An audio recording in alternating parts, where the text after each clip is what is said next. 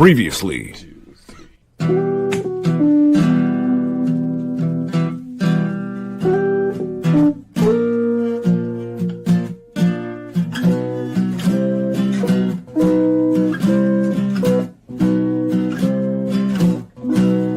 X-Rated, the X-Men animated review show. Why are you here? Hello and welcome to X-Rated, the X-Men animated review show. I know why you're here. Because you're a dirty, stinking mutant. But you smell beautiful to us. And who are we? Well, I've been waiting for this a long time. oh well. We've been waiting for you as well. But who are we? Who are we? Well, I am one of your hosts, Matt of Hydra. At least with you, we get to go outside and break stuff. That's true often. That's my curriculum. Let's go outside. I mean, the breaking stuff. See, one of those things is intentional and one isn't. But even still. And with me, as always, is my co-host. You have to trust me. Let me help you. No, never. Get out of my head. Get out of my heart. Let me help you. Andre Red. Help you. I almost went with Madam Hydra Andre, so probably it's good Right? we didn't. I almost went with Madam Hydra Andre or something. Really? Yeah, I swore off Omega Red because I thought for sure you use it. there you go. Oh, well. There we go. Yes. And, well, you know, like I said, this is X-Rated, the X-Men animated review show, X-Rated Evolution. And Sorry. we are here to eventually, at some point, review and talk about X-Men Evolution Season 4, Episode 3, Target X. Written by Kyle and Yost, Craig Kyle and Christopher Yost, and directed by Dougie Murphy. Doug Murphy was the director of the last episode as well, so he seems to be on a roll here in Season 4. Old Dougie M. Yep. So, how are things, Andre? Oh, busy as always. How are you? Well, not bad. Snowing up there? You getting some snow up there? Yeah, it's turned to rain now.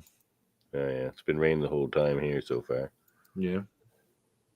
It's always It nice is. when 30 centimeters of snow in the forecast turns to like some rain. Yeah. Straight up rain. Yeah. How about how's life? Good, busy. Oh yeah, good. Selling Christmas trees and whatnot, as I do. Oh, your Christmas tree sales. My dad used to do that. Yeah, something. Well, like he actually would shear trees for Christmas tree sales. Yes. Somebody's got to trim them. Yeah, he would do that. A tree shearer. He would pick out the ones early on and then mark them and then come back later and Yep, very good. Very trim good. them up over the years and then do the shit, the good stuff. Yeah. Oh, hello. Who just walked in there behind you? No, Frodo. Oh, it's Frodo. Hello, Frodo. He keeps bringing me his ball and wants me to throw it for him. Oh, throw the poor kitty his ball. I do. Watch this. He'll run right through the door. I'm going to get through the door. That'd be a good throw. No, if you I get can't. past the door. I just did earlier for no, without even really trying. But I think he closed it a bit and slid back through. If he brings it back, don't try and throw it again. No, he will. He plays fetch all the time. Yeah, it feels like a little while since we've talked about this, an episode of this show anyway, because if you were here last week, dear viewer, we were, of course, talking to Megan Black last week, and that was awesome because she's awesome. She was awesome. Yeah. So go back and check that out if you missed it. But we're back talking about the show now. Should we get into it? If we must. We shall. Shalln't we? Shalln't we? Shalln't we? All right. All right. Let's go. Just one sec here. Season 4, episode 3 of like Yeah, not like 9 episodes or something this season. Yeah, we're chugging along. That's for sure. We were gonna finish it by year's end, but we won't now because we took a week off and we got Megan Black to come on, and we're gonna do a video game episode, I think, before Christmas on the 23rd. We're gonna play Cosmic Invasion. It's gonna be fun. Did you buy it already? No, I got time. I don't really want to have the temptation because I don't really want to play it before our playthrough on the show. No, I already bought it like 2 days ago. It was on like 15. Yeah, they gave us a sale or something if you just bought it when it came out. So, oh crap.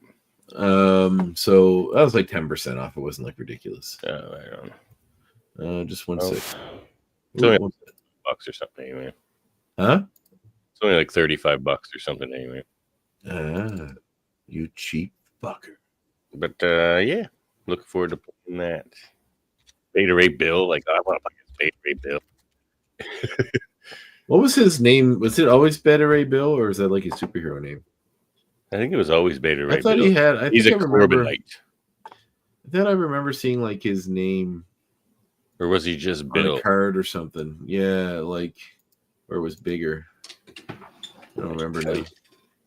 Oh well, let me just shuffle through my cards here while you start talking about this episode, and I will tell you. No, I want to talk about Beta Ray Bill some more. We will. Well, we will once I find his card. Those early. I actually came across my Marvel Masterpieces series through. Yeah, these are the 93 ones. The 93 ones. The ones that the Joe Jusko did. Yep, they were great. Man, yeah, I have the whole set of those ones in the basement. It's so good, man. So Collecting them as they came out, like hunting them all down, was just so good because it's not like you could go on the internet and see them all. You'd get a new card in your pack and you'd be like, "Oh my god, this is gorgeous!" Like, yeah, it's pretty sweet. All right, let's get this going. I guess. All righty, get into it. Let's get into this. Once I find the friggin' folder that's in. All right. So X23 is back. That's nice. Nice briefly, yes. Again. Not that briefly. This is a big episode for her. It's the last episode for her. Oh well. I assume does she show up again in this series? They really make it seem like for someone with an advanced healing factor, I don't think going down in an airplane would kill you. What? You didn't catch the little bit at the end? Oh, did it show her escape? No, but Wolverine. Anyway, we'll talk about it when we get there. All right, but no, I did. Yeah, okay. Okay. Yeah, sorry. Right. I did miss that part, but I do see it now. Okay. Yeah. Well, that's good. That's good. Yep. All right, so freaking sad otherwise. Like, holy. I was gonna say what a character to have in the show, like for 2 episodes, and then just like shuffle her off. She did. No, all right. That would not be proper. So if I add this to the stage, boom. You got it. Encoded by Shadow Armor Cartoon Palace. WWE Cartoon Palace on TN. Just putting some mad props up to the guy who pirated this episode for me. Thank you. Yes. All right. So we see a flashback of all the stuff that happened with Wolverine. And look, as Nova Scotians, we have a cultural right to piracy. That's true. And I'm also part Somalian, so there's that too. I look at you and I think Somalia. Somalia, yeah, I know. I get it a lot. People are like, "Are you from Somalia?" And I'm like, "Well, my father's side." Not at all. I'm kidding, of course. I am just Someone sat down on a bus beside me and asked me if I was Lebanese once. I can kind of see that. Once you throw a beard on, people think you're whatever they want you to be. Nobody's ever asked me if I was Lebanese, sir. What? Never? Never. Well, you haven't lived. Well, I'm also pale as old bejesus, so that might have something to do with it. Yeah, it's true. And as we all know, old bejesus is pretty pale. Old bejesus is very pale man. Scale. All right, so at a cafe in Bayville, let's get past this. At a cafe in Bayville, we see Ray, Bobby, and Jamie are sitting at a table with Logan, expressing their complaints about having to attend a class taught by Gene and Scott, feeling as though they've changed since they've become instructors at the school. Now they've graduated. Beta Ray Bill, name Beta Ray Bill, legally changed from Bill. That's what I legally changed. Beta Ray Bill went to a legal office. I don't know what the process was. Okay, but I love the idea that Beta Ray Bill just like went into like the public office, like some kind of like DMV style bureaucratic office somewhere in space where you change your name. And they know him because he used to work there. They're just like, "Hey, Bill." He's just like, "No." Please call me Beta Ray Bill. Wouldn't it be great if, like, you wanted to change, say, your name or your gender or anything like that in a public office where you have to go and change your public documents, that in the Marvel Universe, instead of going through like a DMV or a space type of political thing that catalogs you, you just go to Eternity himself and he changes reality so that you are now whatever the thing you wish to be is. You're like, I want my name to be Steve Johnson, and then Eternity just changes reality so you're Steve Johnson. Or if you want to be a woman, Eternity just makes you a woman. Would that be a simpler time, an easier time, a better time? I would like my name to be Bill Gates, and in fact, my signature to look exactly like his as well. And me to look exactly like him and have the same DNA. Yeah. I mean, you can just ask Eternity to make you a billionaire. You don't have to go steal. That's true. I don't really want to be other people. Yeah, true enough. Because you're just going to wish. I don't want to be a billionaire, though. That's a disease. I don't want to be a billionaire. Well, think about all the good you could do. I feel like of all the people that could probably do something good with $1 billion, you'd be one of them. Oh, man, I would tell you, I would. You probably give it all away, which is probably the best thing you do. Yeah, I'd try to save, I'd give it all away to, children and nature charities. Yeah, pets and nature, probably for me. But, or animals and nature. I would just buy up all the private land I can just to leave it, wild. Mm-hmm. That's what I would do. But what if the big, just hold on one sec, okay? Someone's yelling at me. I don't know why. Yep. I'll be right back. Mm-hmm. Yeah, what's wrong? All right, well, hopefully nothing's wrong there. We'll continue to talk about this episode, people. Or maybe we'll go talk about something else. How about we talk about some of the rumors? Have you guys been hearing the rumors for these X-Men casting for the MCU? Pretty interesting stuff there, Does sound like they're going to base it around the Cyclops family, the Summers family, which is very cool. Oh, somebody's talking. Oh, Daniel's here. What's up, Daniel? Yeah, I know, right? We get it stuck on Logan's saucy hair. That's not a bad stuff. I was trying to see what this newspaper says anyway, but it's got this WB Big Premiere logo in the way. It's like a mutant dome. It's talking about a mutant dome. Is that Apocalypse's thing? Mutant dome. Yeah, well. Thanks for being here, Daniel. You might have to come in and co-host the show with me. You had that hair 2 to 3 times in your life. Wow. Well, because of this, because of Wolverine on X-Men Evolution, you can tell us. Well, yeah. So this episode, let's just go through it. Can I control his thing here? No, of course not. So I'm just going to remove it. There we go. Maybe I'll remove this too until he gets back. Hello. Oh my God. That's huge. I'm huge. How do I make myself smaller? I can't. Daniel also had the dome hair. Oh, Andre's back. Whoops. Andre's back. What's up? What's up? What's up? Oh, there we go. Everything's fine. Everything okay? Yeah. I think she forgot I was doing this. So anyway, yeah. So Daniel's hair. Daniel Daniel this. Yeah. Is there Daniel Blanchard? Oh, he says he had that Wolverine hair 2 to 3 times in his life. Nice. And the dome hair, because we were talking about mutant domes. Oh, I see. Like the old the Lego character hair. Yeah, the Will Byers hair from that's the one. It's a straight bowl cut. Yeah, I guess that's a straight up bowl cut. The Lloyd Christmas. It's that's good too. Christmas, Lloyd Christmas. So anywho, they say that Scott and Jean, they think they've changed. They become teachers. Logan, they want Logan to teach them. So as you played earlier, so they can go outside and blow up stuff or break stuff, which they liked.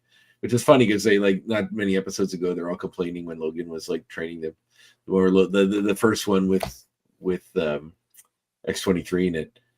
He remember they he learned a lesson about going easier on the kids, let them have a childhood, because he was such a dick before when he was just training the shit out of them. So it's kind of funny. Like very in short order, he's turned it around so much the kids prefer him than Gene and It's Scott. true. They don't want to learn things; they just want to go out and break stuff. That's right. Yeah. So he tells them, don't complain about things always, kids. You might not like the replacement. that's right. Logan says if Gene and Scott want to teach them something, it's probably worth it, and they should listen to them. So he detects a different scent in the area. When he goes out to investigate, he's attacked by tentacles through a wall, and then given that's a great pause there. Is the WB gonna really keep this big premiere logo up the entire episode? It's up for a lot of it. I think it is for the whole actual show. I wonder what the big premiere was. This? No, it can't be. This is episode 3. It's episode 3. Huh. That's a lot of real estate in the screen to take up. Maybe it's the channel premiere. No, I don't think so. No. Oh, it's gone here actually. Oh no, there it is. It's back. Man, let's come out different parts maybe. Let's see how long it is. We'll see. All right. Oh wow! I had that wrong. What? Well, that wiki let me down again. It was Kyle and Yost, but it was not Doug Murphy, Frank Parr, who directed this episode. It was friend of the show, Frank Poor. I don't know if he's a friend anymore. The amount of times you, I know. He's not going to be.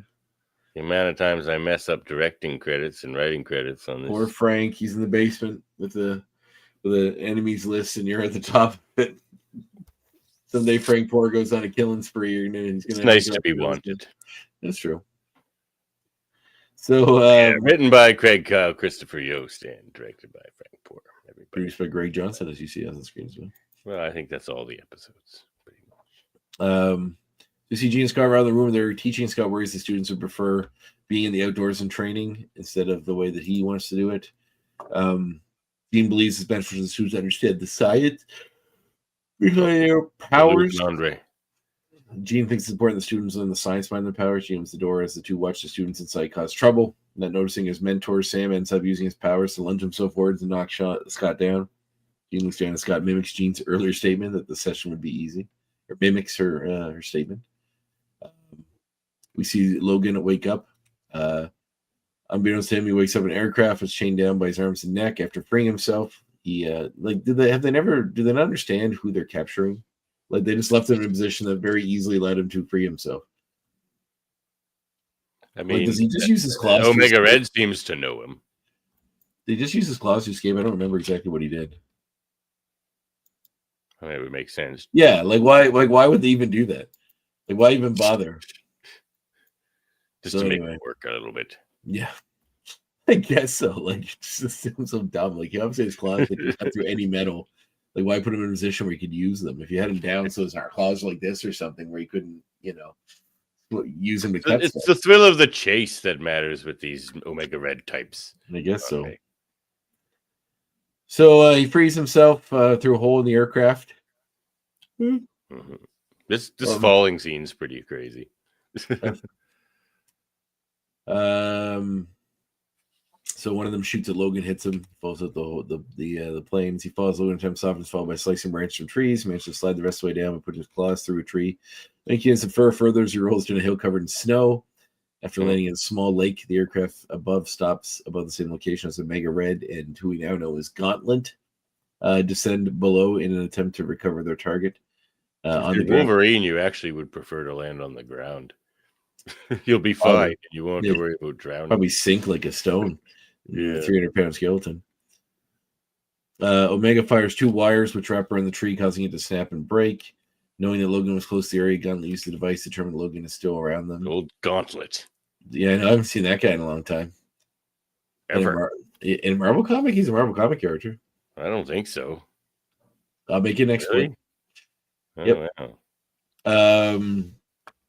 Well, there is a Spider-Man villain called Gauntlet, but that's not the same person. Or that's Gaunt. Never mind. That's Gaunt. Yeah, that's Gaunt. Yeah, but there is, according to the internet, so we'll talk about it. All right. I'll make it next point. Just remind me in case I forget about it. Well, Logan pulls him out of the water. I have a theme to remind you of X points. Yes, you do. Why I do it. So Logan tries to pull himself somewhere to heal in a log, but his healing factor isn't kicking in. Not fast enough. But then he's found by Omega Red and the rest of them. Then he's saved by X-23, who has been watching this happen. Jumps down, easy takes out both enemies. Of seeing Logan on the ground, she demands he get up. Elsewhere, Gauntlet stands up and radios into Hydra Command to confirm that X-23 has found them. X-23 starts demanding answers, only for Logan to reply that he wasn't aware of what was happening. As the two continue to traverse through the woods, X-23 notes that Logan should have healed during their journey, but Logan mentions how he'd fallen from the plane. So maybe it's the plane fall that's taking a while for his healing to catch up. I thought they'd done something to him. I'm guessing that's all it was. Well, I mean, if Omega Red got hold of him, he has the carbonadium synthesizer, and he like sucks your life force and stuff. Oh, is that part of his deal? Okay. Yeah. I thought he just crushed you those things. Nah, he sucks your life force out with those. My life force. Yep. He tries you don't need it. He tries to get answers at X-23, claims that him being there is only slowing her down from the mission she's really on. Logan admits he tried to search for her after she left the Institute, but she tells him she left in order to protect him and the X-Men from Hydra and S.H.I.E.L.D., who have been targeting her. The two hear a noise. The enhanced string of X-23 realizes they're being followed, much to Logan's confusing as the latter pulls a tracking device from his boot. So it's still in his boot from when he's in the plane. So I guess they allowed him to escape so that they could use him to find Thrill the chase. Well, they wanted X-23 and they thought Logan would lead them to her, which he did. Yeah. Gauntlet watches till the dawn. The tracker vanishes as he tells his partner that the target's a real-life situation. Omega says that their task is not a game, but Gauntlet retaliates by saying that it's fun for him. So Gauntlet's having fun. During Gene and Scott's lesson, the two attempt to calm their class down, only the students to continue causing trouble. Scott then begins placing handouts on a desk, but watches as Amara accidentally burns hers. Scott then places another one down as Jean raises her voice, trying to make them understand that even the basic of subjects would help them with their powers. As Jean looks over, she knows how quiet Bobby is and praises him for being serious. And the class laugh as Jean realizes it's not Bobby, but just a frozen sculpture of him. That was a pretty good gag. Annoyed, she orders the class to go find the real one, which is very funny. So as Megan and Gauntlet continue to track down Logan X-23, Omega launches another wire towards which grabs Wolverine, but Omega throws the animal. It's an actual Wolverine. He grabs a Wolverine, which I thought was really funny, but not the Wolverine. Maybe that was a good time to play this little clip I had here. Actually, probably a little late now, but it was funny. Oh, no, it was the earlier. application of physics within the strategic use of mutant powers? Come on, who names their training sessions? Yeah. Oh, that was pretty funny. It's a bit of a mouthful. She could have come up with a good acronym for that. Yeah, it's true.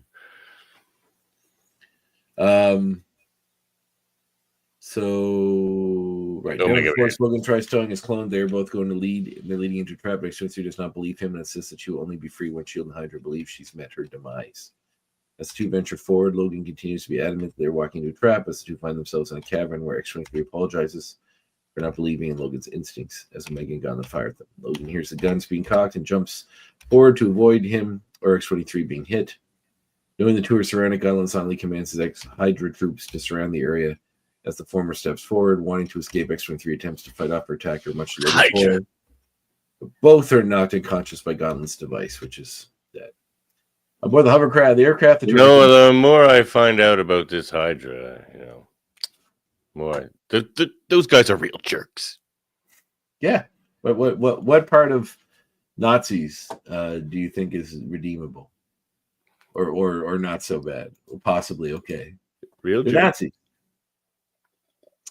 On board another aircraft, the two are taken to Hydra's main headquarters, where Omega stands guard over Logan as the latter is strapped down to a chair. Logan then watches an elevator descends the floor, and Viper, also known as Madam Hydra, steps out and calls Logan by his Weapon X title. Annoyed Logan. Do they call her Viper on this? I think they call her Madam Hydra. Yeah, they call her Madam Hydra. But she is Viper. She is Viper, yeah. I was going to make that an X point.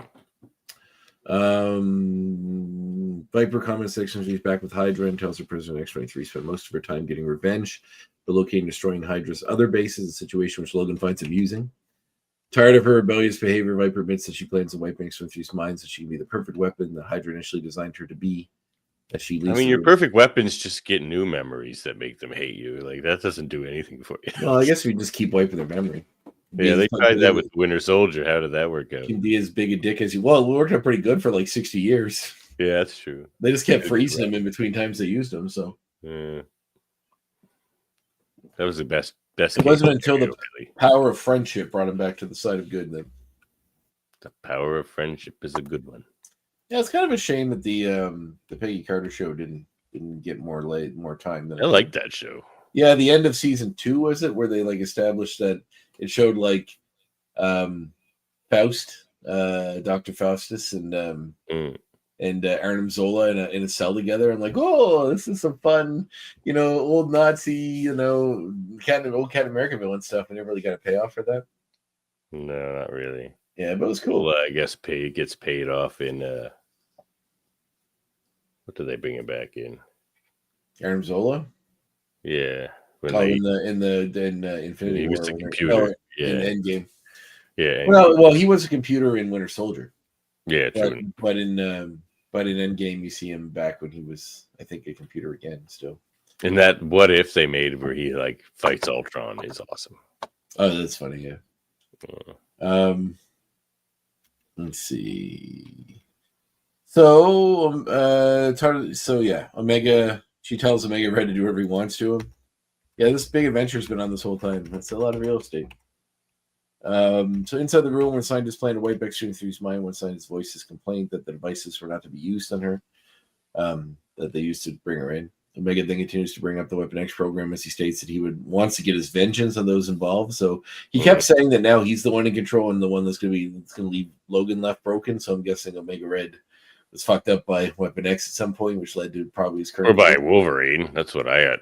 I think it's more than just him because he says specifically while yelling at Wolverine that he's going to take vengeance of Wolverine and all those involved, including Sabretooth, Maverick, and Wade Wilson, which you mentioned. So, right, yeah. So he does got a grudge with that. Kind of happened in the comics too. I think Weapon Plus kind of raided Omega Red's facility. But yeah, tired of listening. Logan tells us what were they called? Not Weapon Plus. What was that team called? Are you talking about Phantom X, the Ultimate Weapon? No. Weapon X, your favorite character of all time? That team that was Maverick, Silver Fox, Wolverine, and Sabretooth. Oh, that team. I forget what they were called now, but yeah. What was that team called? Something X. Silver Fox, Task Force? No. No. Task Force X is the Suicide Squad. Who was the other person in it? Maverick and Silver Fox was there for a while, I think. Maverick. Or maybe not Silver Fox. Was she on that team? Team X. Team X. Okay, there you go. Of course. Team X. Because Xavier was in charge of that part of the program too. So I guess they're all Team 10. I know they try to make Weapon X be Weapon 10. That's where the X came from. But yeah. I don't know. Are they Team 10 now? Team 10. Exactly. Such a dumb name. You don't want to know what happened to teams 1 through 9. Team X. They're all dead. So tired of listening to Logan kind of provokes. Remember, Team X protects our tanks and planes too. Only the ones with X on them. Is your Team X. So Logan goads him into shooting a cable at him, which goes through the chair. Throws in a control panel, then releases Logan. He gets the upper hand, knocks Omega down, runs out in the hallway. X-23. X-23. The scientist on the phone then discovers the disc was never planted at X-23 because he instructed them not to do that. And she wakes up, so she's been pretending this whole time. Yep. As Logan runs through the corridor. And she had a plan, and she executes it to a T in this. She's pretty sweet. Yeah. I must say, she kicks a lot of ass. Yep. But, all right, so Logan runs through the corridor. He takes note that some of the surveillance cameras are taken down and watches the guard is thrown into the wall. Courtesy of X-23, then finally admits she planned on being captured all along. So she can get this close to the base, take them all out. She goes to the lead, but Omega appears, attempts to stop them. He then fires another wire, misses. X-23 tells Logan to leave. His time is running out. X-23 then continues her journey alone as she leaves Logan to fend off Omega Red.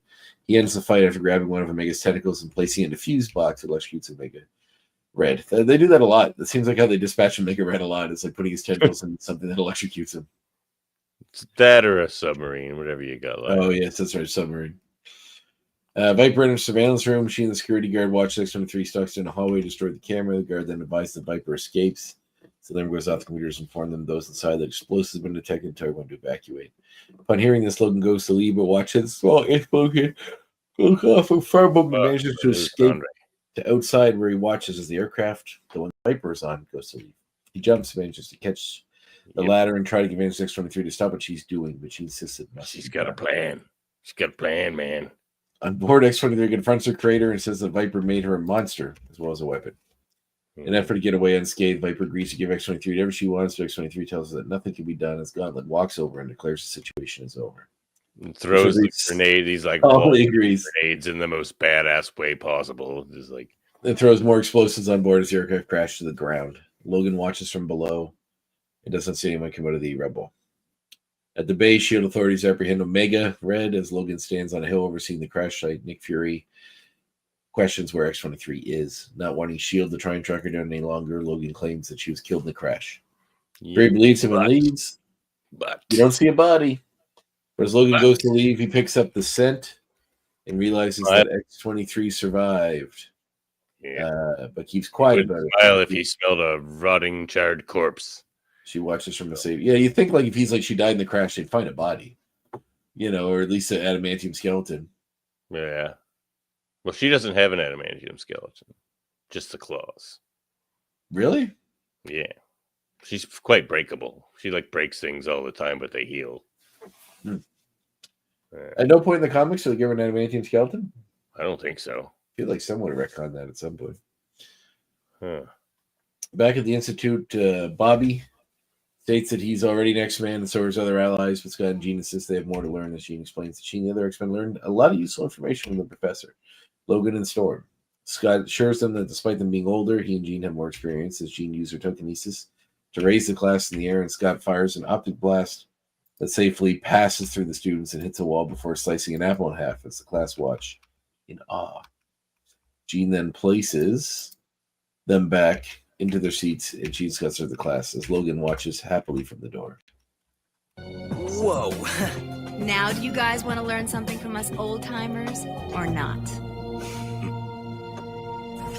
They're like 9, they're like 18. That's old. Oh, yeah, I know. Are they even 18? Did they graduate? Oh, yeah, they did graduate because they got their diplomas at the... Yeah. Yeah. That's true. So, yeah, probably 18. I mean, as an 18-year-old, that Cyclops has like 20 cars. So it's true. You're doing all right. How shall we proceed, sir? By making a call.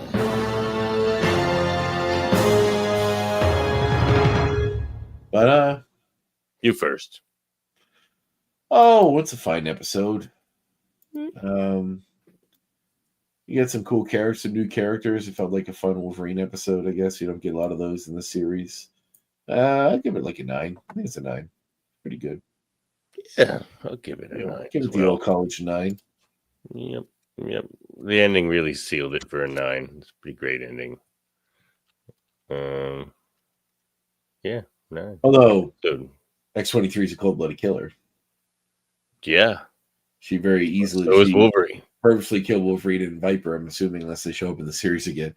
She's like the scary version of Wolverine. I'm going to talk about that later, probably. All right, well, let's move on to the X points. So maybe I'll talk about it right now.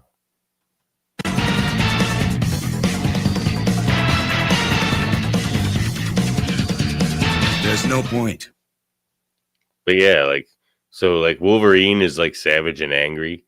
This is my first X point. But X-23 is like the savage and angry version of Wolverine. So it's like if you ever notice Wolverine's villains, they like to fight him. They're like, yeah, let's go. Let's have a big scrap. Like whether it's Omega Red or Sabretooth or whatever. They love to fight Wolverine. People just want to get away from X-23. If she's like flipping around and stabbing you in the ankles and stuff, like it's not pleasant. Like screaming at you the whole time. Like, nah. She's crazy. Good character. And they, I was going to say they portray her well in this, but this is where they invented her. This is where they like established her as that. Yeah.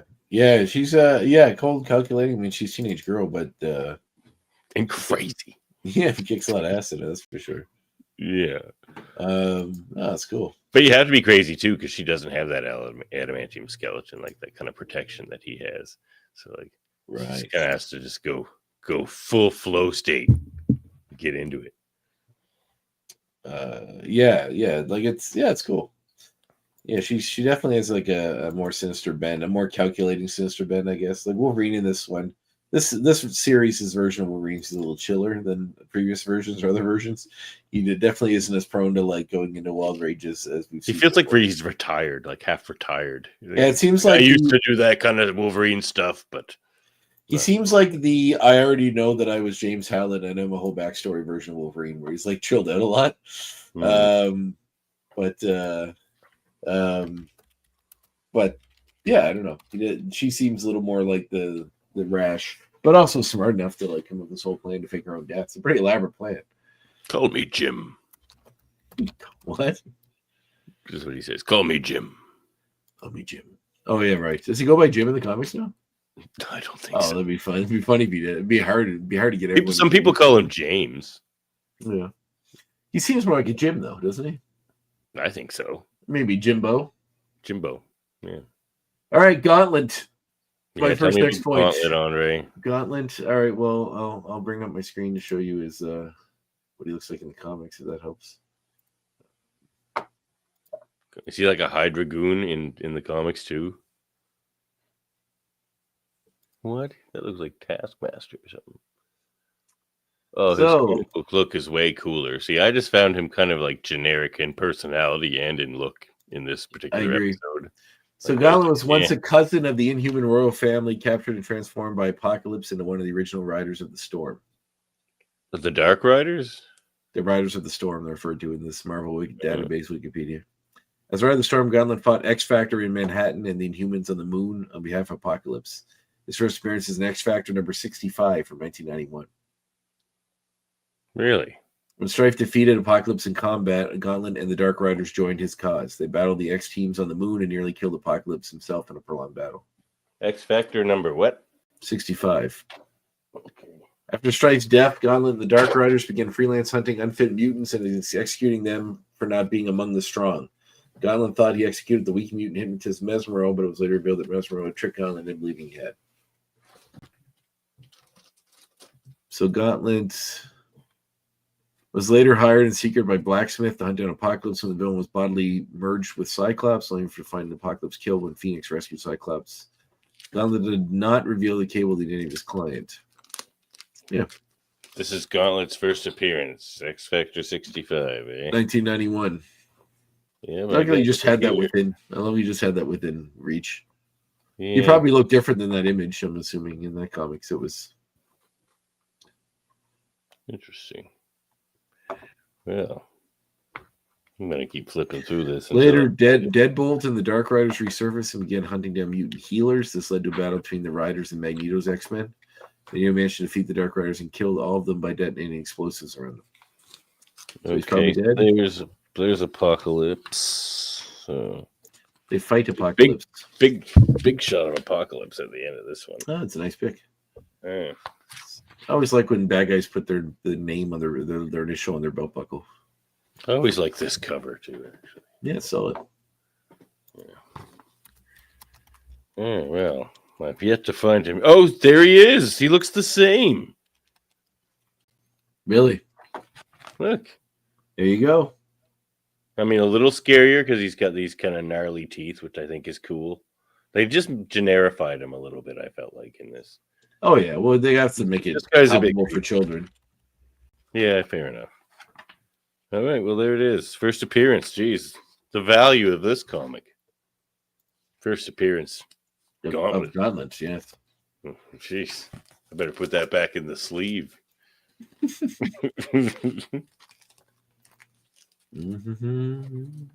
All right, X Factor. All right, so back to me. Okay, so this is my second X point, is it? Oh, so what Bobby does in that classroom when he just leaves that ice statue, you know what that made me think of? That's a Sub-Zero in Mortal Kombat. Yeah, man. When Jean touched it, she should have frozen, and then Bobby should have appeared and went smashed her and took her heart out. Whoopsie. Friendship. Yeah, friendship. My second X point. Who is your go-to in Mortal Kombat? Sub-Zero. Yeah, well, I mean, other than Sub-Zero, everybody's Sub-Zero because he's the easiest to win with. Liu Kang. Yeah, same with me. All right, well, Bicycle kick. Yep. These fireballs are good, and that is like spear. Oh, the thing where he goes up and comes up from the screen from underneath when he goes above and then comes up underneath. Oh yeah, that's a good one too. That's cool. Yeah, Liu Kang's awesome. All right, my second X point is Charles. This is one of the very few episodes you do not see Charles Xavier in it. He's nowhere to be found in the Star episode. Really? Is he in most episodes? Yeah, some way or another. Usually you see him somewhere. Not this time. Xavier's getting a much-needed vacation. All right. Well, my third X point. You know what? Popping claws out of your wrists and hands and stuff doesn't gross me out, but the idea of a claw popping out of my foot is like nausea inducing. Like between her toes? Like, where's it? Yeah, like I think it's like the top of like right, kind of like Wolverine's claw. Like they come out from between those knuckles on the top of the hand. Same with her on her foot, right? But it's like. What if it like bumped into one of your toes or something? Like the whole thing just is disgusting. Those toe claws. Just disgusting. Yeah, that's my gross. Give you the heebie-jeebies. All right. Okay. Where are we at here? All right. My third X point is there's a different voice for X-23 in this episode. It was Andrea Lidman last season. Now it's Brittany Irvin in this episode. Well, she's aged. So Brittany Irvin does a lot of voice work, a lot of Madeline, a lot of Bratz. She was Jade in the Bratz movies, a bunch of Barbie stuff, a lot of Barbie roles in television and live action stuff. She's in an episode of Outer Limits. Episode. She's on an episode of Stargate SG-1. Oh yeah. Yep. Sweet. It's called Learning Curve, that episode. Inuyasha, she has a voice. She was in Beyond Belief, Fact or Fiction, starring your good buddy Jonathan Frakes. Oh, yeah. A couple episodes of, she's on the show Taken, that alien. Coming to Halifax next to Halcon, Frakes. All right, he's coming next year, isn't he?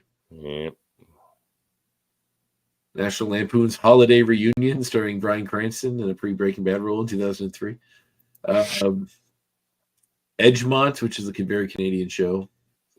Alice. Yes, last week Megan Black was on Edgemont. Supernatural. She did a lot of stuff. Smallville.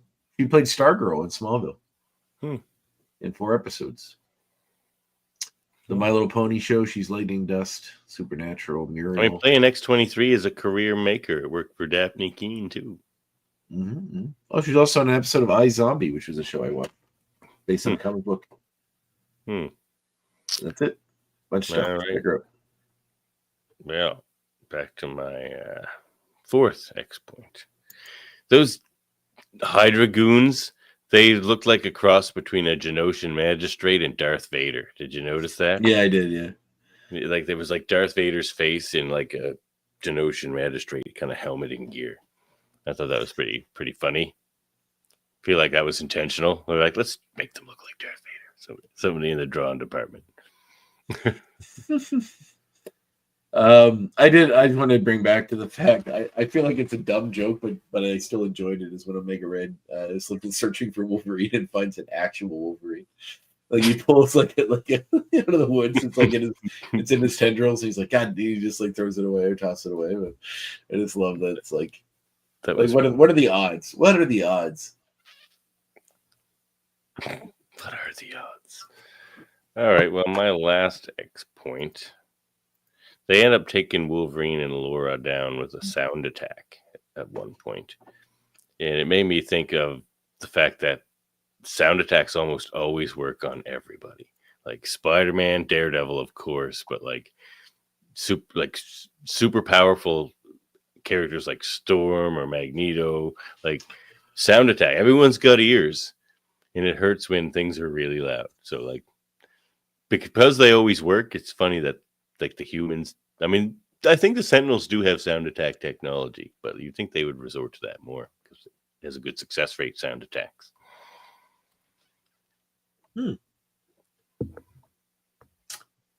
Oh, interesting. My final note will be a fact about Wolverines, because I've asked a question about this a while ago.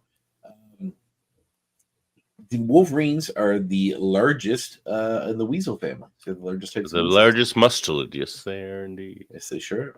And there's something else about. Oh yeah, what do you call a female Wolverine? Here's a question for you. Which I'm surprised. I'm surprised that. I'm surprised that because it's not a bad name. So like, I'm surprised that they called her X-23 instead of what a female Wolverine is. Do you know what it is? No. I want to double check it to make sure I'm right, but I'm pretty sure I've asked this before. What do you call a female Wolverine? I think it's Angel. Oh, you call it an X-23. Nailed it. No, that's what Google keeps wanting to tell you because, but I think it's an Angeline. So Angeline. Angeline. That's nice. Very pretty. So that's not a bad name for a female hero. That is cool, actually. They should visit that. Instead of when they try to call her Honey Badger, it's fucking dumb. Well, that's not what they call her. They call Gabby that, but yeah. Oh. So Angeline is not a bad name. I think it's kind of cool. And it might be. Ended up calling X-23 Talon for a while. It's kind of. That's actually slightly. There's been so many Talons already. Yeah, there's a court. That's what they call like members of the Court of Owls or Talon, like they're soldiers of Batman. Yeah. Oh, I can't believe we forgot our previously on X-Men segment. No, we didn't. We just did great without needing it because it didn't have anything to do with what we're talking about today. No, I'm going to do it. Previously on X-Men Evolution.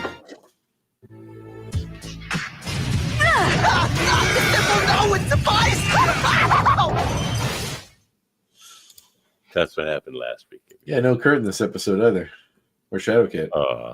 Or Storm. Man, there's been very little Storm in this show. Oh, I know. Very little Storm. She's hardly in it at all, and that's kind of sad. Very sad, actually. Well, she better be in a Wolverine and the X-Men a bunch. Because they didn't make I guess we're going to have to call our show Wolverine and the X-Goons when we review that show. Yeah, I thought about Wolverine and the X-rated, or the X-ratings, but, whatever you want to do. Yeah. I think X-Goons. I think we got to keep X-rated in the title. It's the title of our show. That's a fair point. That's a fair point. Well, what do you think, X-Goons? Let us know what we should call the show when we review Wolverine and the X-Men. So I think we're going to review the anime first. Someone asked us online if we had seen the Once Upon a Deadpool. The same movie, isn't it? They just put in the little stuff in between the storytelling and just cut out some of the R-rated stuff. Yeah, they cut out all the R-rated stuff, I think, though. I don't really feel like I need to watch it again for that. Yeah, I don't think so either. I mean, the stuff with Fred. I think we'll pass on that one. The stuff with Fred Savage telling the story, I guess, is they did the Princess Bride thing or getting the story told to him. But Fred Savage is canceled, hasn't he, for some shitty behavior? Pretty sure. Probably. Good old Frederick Aaron Savage, according to Wikipedia. He was a legend in the 80s. Because of his role in Little Monsters or The Wizard? Yes. For me, all of both. California. And The Wonder Years, which I watched the crap out of too. All right, what are we doing? Moving on. Hey, check it. Hey, check it, our comic reminiscences and recommendations. I'm going to recommend this incredibly valuable comic right here. X Factor number 65, first appearance of Gauntlet. Check that out, everybody. But also I'm going to recommend, for all you parents out there, or just kids at heart, Robert Munch books. Because, that's an obvious thing to say, I think, to a Canadian audience, but most of our audience isn't Canadian. So if you're unfamiliar with Robert Munch, both of my kids, one's 2.5 and one's 5 now. Munch is only a Canadian thing? Well, he's a Canadian writer. I don't know how far he. I'm pretty sure Robert Munch books, 11 Forever and all that, or like University. Maybe, now. But go check them out because there's so many good ones. There's Mortimer, there's Mud Puddle, there's Pies, there's more Pies, there's Zoom, there's Pigs, lots of good stuff. Is that Jillian Jigs? Just like your room was entrapped in my pigs. That's not. Yeah, Robert Munch, man. They the Bunch of Munch TV show. And the art's good too, by Michael Marchenko or Sammy Sumalainen usually. Yeah, check it out. Robert Munch books. They're written in a way that it like encourages you to act out and like and it's very obvious when to while you're reading it. It's just very well written stuff. Check it out, Robert Munch. And X Factor number 65. Munch was born in Pittsburgh, Pennsylvania, by the way. Oh, was he? Well, I know he moved to Guelph eventually and lived there. He did in 1975, yeah. His books have sold millions of copies and has the dubious honor of being the most stolen author in the Toronto Public Library. Huh. Well, people got to feed their kids. Well, he announced in 2021 that he'd been diagnosed with dementia. He would no longer write. Yeah, I had heard that. He applied. Oh, he's dead. What? Yeah, he died. Wait. Doesn't say he's dead according to his Facebook page, but it does say in his Wikipedia, following the diagnosis, he applied for medical assistance in dying and received approval in September of 2025. Maybe they didn't do it yet. Oh, my.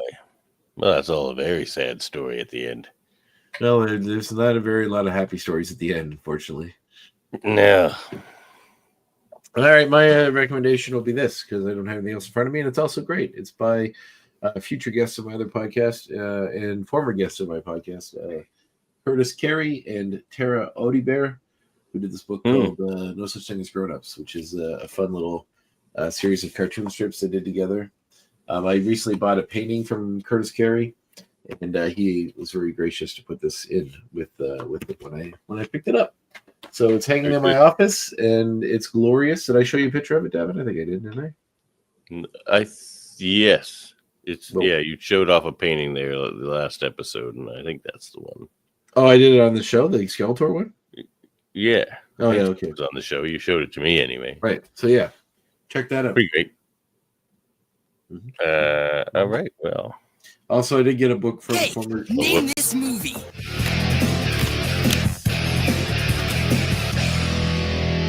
But I like movies. Which is fine.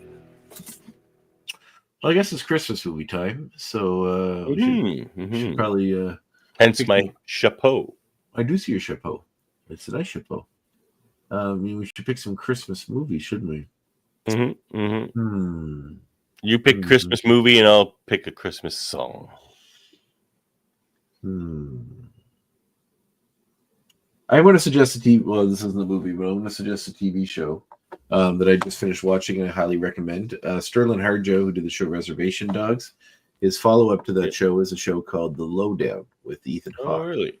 And it's out now. It's all available on Christmas Hulu. show. Nope, nothing to do with Christmas. I said it nothing to do with Christmas. Okay.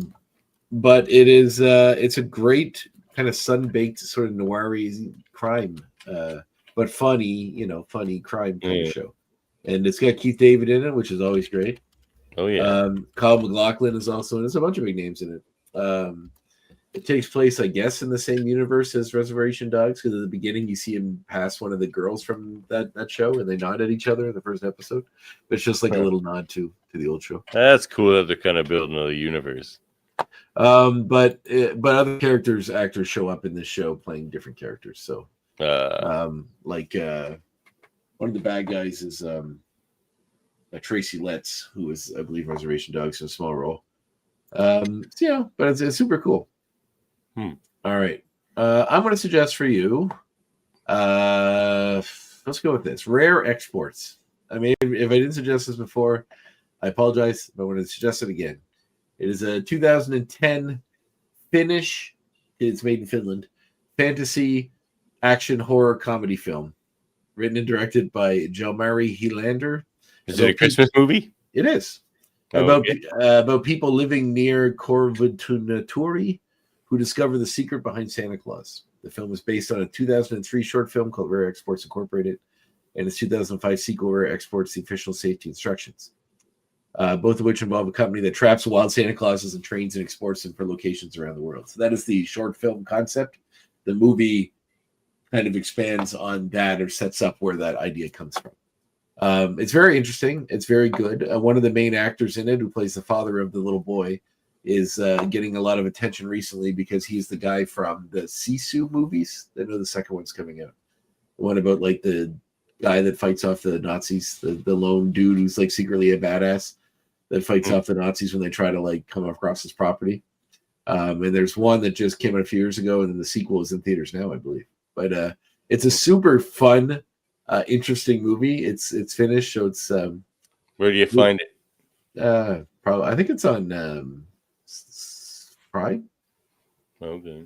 If it's on a Prime, it's probably on Tubi or one of them where you can download it. But Yeah. it's a super fun movie. Check it out. And then go listen to. Oh, go ahead. No, I was gonna say. Oh yeah, and the reason I wanted to mention that movie, The Lowdown, because you're talking about music, and it made me think of a song that's been stuck in my head all day. It's a song that's the show before they called it The Lowdown was supposed to be called The Sensitive Kind. And it was called that because of a reference to a character being sensitive and that being seen as a weakness, which comes up in the show. But at the very end of the show, they play the song "The Sensitive Kind" by J.J. Cale, which I highly suggest. Okay. You know J.J. Cale is? He seems like a yeah, definitely. Right. Figured you would. You're in that realm. Yep. He's a blues guy. I'm gonna give you two Christmas songs actually. One, the best Christmas song ever. I probably talked about before. "A Christmas Card from a Hooker in Minneapolis" by Tom Waits. It's a gut wrenching song, but then it just ends. It has a twist at the end too. Actually, it kind of has like two twists, but what a great song. And just pick it up a little bit after that in a little more traditionally Christmas kind of sounding tune. "Presents for Christmas" by Solomon Burke. Go to check out that one as well. I'm going to add those to my list right now. What was the first? Oh, well, I the Tom Waits one I know. So "A Christmas Card from a Hooker." I want to make sure I have it on my playlist. It's pretty great. Card from a Hooker. Sounds like a Tom Waits title. "Christmas Card from a Hooker." Yeah, I have that album too on vinyl.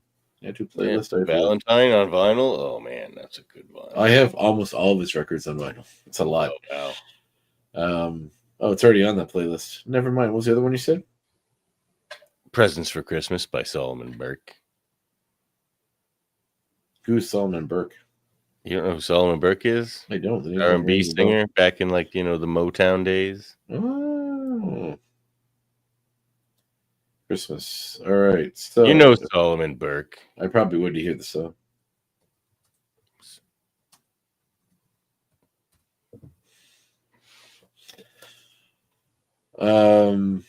Let's see. So if I go to look at my collection, how many records do you think there's in my collection, Devin? Oh, lots. Take a guess. I'll see if you're right or close. Like 1,000. That's pretty close.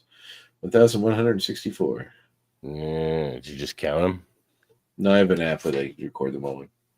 So I have Tom Waits albums on vinyl. I have, oh man, it's a lot. I have Alice, which is probably my favorite. Bad As Me, Big Time, Blood Money, Blue Valentine, Bone Machine, Closing Time, Foreign Affairs, Frank's Wild Years, Heart Attack and Vine, Mule Variations, Nighthawks at the Diner, Orphans, Bastards, Orphans, Ballers. Did you say Bone Machine? I did. Orphans, Bastards, Orphan Ballers, Orphans, Brawlers. You have Real Gone. It's a newer one, but it's so great. Rain Dogs, Real Gone. Real Gone in Amsterdam, the live one, Volume 1 and Volume 2. Small Change, Swordfish Trombone, The Black Rider, The Heart of Saturday Night, and One from the Heart, the original motion picture soundtrack for the Fantasy Four. Yeah, that's most of them. What's your favorite Tom Waits song? Wow. Hard to pick. Wow. God's away on business. Business. I have two. I think it's hard to pick. One is Alice. Yeah, I think it changes. Actually, one is my two. The two that I struggle over which one I like more is Hold On. Hold on. Hold on, baby, gotta hold on. Take my hand. I'm standing right here, gotta hold on. And hope that I don't fall in love with you. Falling in love just makes me blue. Right now, it's probably green grass from Turn around and look at you. But so yeah, I'm really loving green grass right now. But I want to hear Tom Waits' Christmas album. Be pretty great. Too. But probably it's something from one of the first couple. Bob Dylan did one. Why can't Tom Waits? Like something off Blue Valentine. Maybe it's Christmas Card from a Hooker in Minneapolis. Like I love the song Virginia Avenue. I love like Whistling Past the Graveyard. Yeah. Everything on Closing Time. Martha's a beautiful song. Like, yeah, man. Hard Saturday Night's a great song. Yeah. That means they're all good. Yeah, so many. And Step Right Up's is a funny one. A Step Right Up. It slices, it dices. That one where he's just doing like a sales pitch. A lot of people don't realize how many songs have been covered by other people that are his originally. I Don't Want to Grow Up. That's him originally. Which a lot of people don't realize. So. Yeah. All right. Well, let's move it on to. I want to show you a picture that Here's a segment. It's beginning to look a lot like Xmas. Oh yeah. I just wanted to throw a little hype towards Hanif here for a second. His thing, the Disney Christmas special that he sang is debuting tonight on Disney Plus. Oh right. Check that out. Awesome, Hanif. Congrats. Yeah, I'm gonna be watching it. Singing with Coco Jones. Good job, Hanif. We're so proud of you. You made your name here on our humble little show. Is Coco Jones related to Coco Beware? Of course. Okay, good.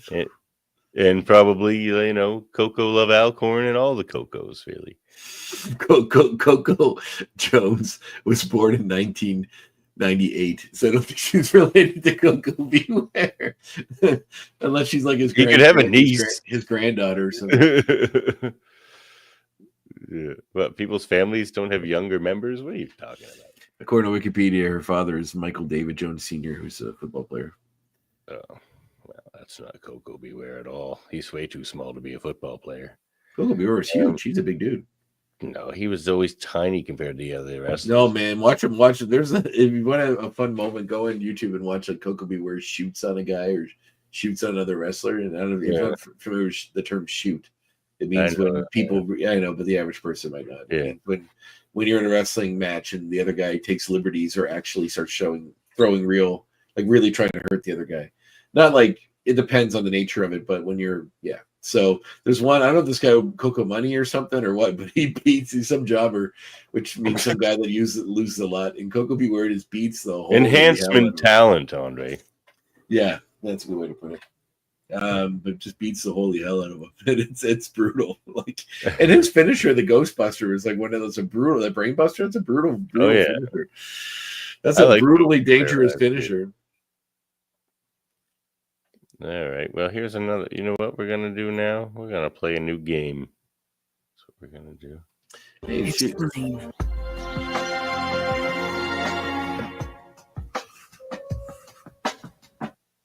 I call this game one sentence explanations.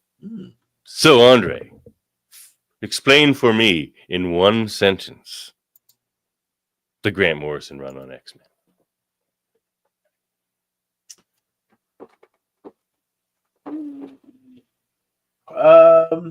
In one sentence. How long? Like sentence. You can do there's some books that are just one sentence.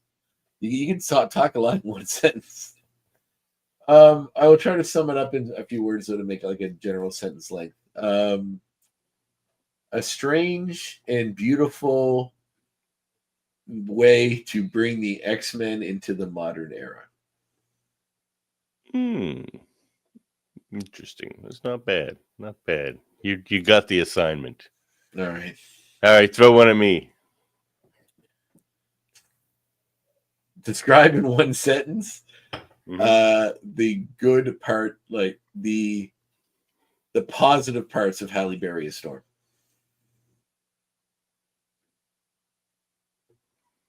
Halle Berry is an actress. No, seriously though. There's nothing to do with I can Storm. do it. I can do it. I can do it.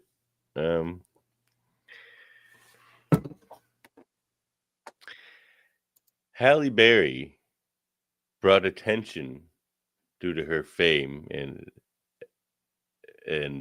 notoriety as an actress to this great character of Storm that we know and love so much. That's just fine. I like that. All right. I like this game. We're bringing that one back. All right. All right. Well, anything else you want to say? Oh, wait. It's homework time, isn't it? Hold on. You baby gotta hold on. Take me by the hand. Take my hand. You wanted to see us, Professor?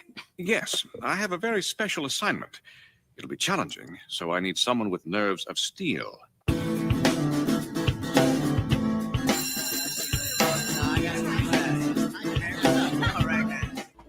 You're forgetting your homework! All right, your mission, if you choose to accept it, is to watch the next episode of this show, which is season 4, episode 4, called Sins of the Sun. Ooh. S-O-N. Burning so many people's skin? What appears to be, I'm trying to figure out who this mutant is that we see in the beginning. He looks kind of like Lestat. But looks like we got Xavier, we got Beast, we got X-Men going on a trip somewhere, we got Nightcrawler's back, we got Kitty, we got Storm, it looks like. Who's this character? Getting the band back together. There's something going on in like England, it looks like. Maybe it's Proteus, is it? Oh, no, it's going to be Xavier. It's going to be like Legion or something, isn't it? Xavier's son, maybe? Yeah, he's like hanging out with a bunch of punks and like partying. He's got a soul patch. It's gonna be Legion. That'd be pretty crazy. And it looks like maybe Moira Tigard's in it. Moira? Oh, maybe it is Proteus then. Sins of the Sun. X-Men. Either way. I mean, I feel like TAS did enough of the Proteus stuff. It'd be cooler if it was Legion. Legion was a character. He was around. Well, his name's Lucas. Is the kid's character's name? Lucas. But Lucas has multiple personality disorder and also goes by Sounds like Legion. David. David Haller. Legion. Is that who he's supposed to be? Yeah. So his different personalities have different names, so one of them could just be called Lucas. Oh, it's gonna be for sure. Exciting. Yeah, Gabriel Haller, David Haller characters. So. Yep. Oh yeah, Legion episode, fun. Like one of the more obscure characters that like gets his own book regularly. Like he has his own live action TV show starring. Yeah, exactly. Like of all the characters, like he has a huge following, but like not enough to. Well, I mean, Legion. What was it? X-Men Legacy was basically the Legion book, and it went for a lot of issues. Like not 100, I don't think, but close. So yeah. So is he the son? Is Legion the son of Xavier? Yeah, and Gabriel Haller. And Proteus is not. No, he's the son of Moira and that McTaggart, that politician, McTaggart. Right. Okay. Interesting. All right, Legion. You get Legion next episode. That's cool. Yeah, he hasn't been on an X-Men show, right? No. That's cool. That's fun. Like he was a character since the 80s when like Bill Sienkiewicz and Chris Claremont brought him into that awesome New Mutants run. But he didn't get used a lot until like the 90s really started to use him a lot with like Legion Quest and all that kind of stuff. And then of course the 2000s was the X-Men Legacy book. And he had a book even after that recently, I think. What was it called? Maybe that was Legion Quest. Anyway, I think he rewrote his own little universe there for a while and was living in that. I don't keep up with Legion super intently, but what do you got there?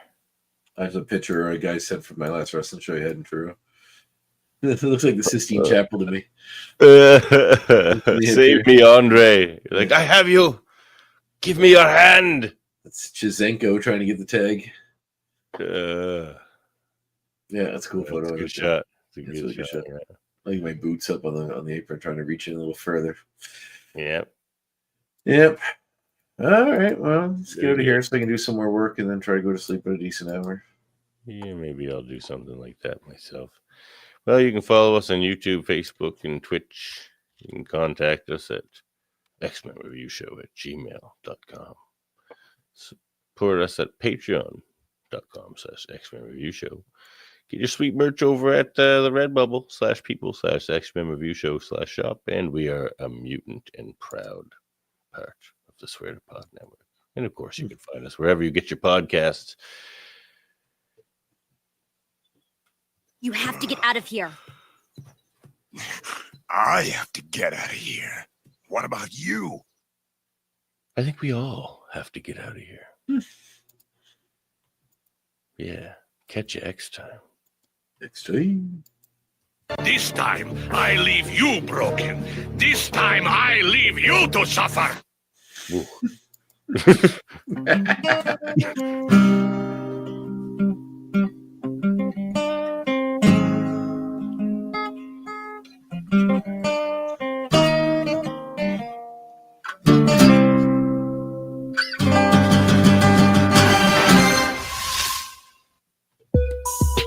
This program is a proud part of the Swear to Pod Network.